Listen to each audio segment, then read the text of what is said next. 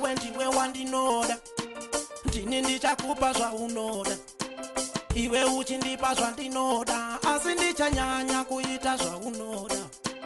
Handikurase mudiwa, handikurambe mudiwa, handikupowe mudiwa, handikurove mudiwa. Nekuti baby kudai waize kuti kwandiri uriru, handimboda kukushaya unondiyevedza iwe parinobuda zuva.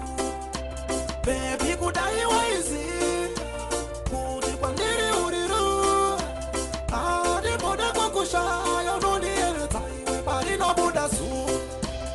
Une imwe nyemwerereso nemamwe maitiroso nemamwe mafambiroso, ameno zvaunongondiita so.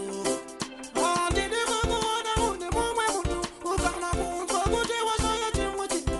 Handidi kukuona une mumwe munhu ukana kunzwa kuti washaya chimwe chinhu. Nekuti baby kudai waize kuti kwandiri uriru, handimboda kukushaya unondiyevedza iwe parinobuda zuva. Baby kudai waize kuti kwandiri uriru, handimboda kukushaya unondiyevedza iwe parinobuda zuva.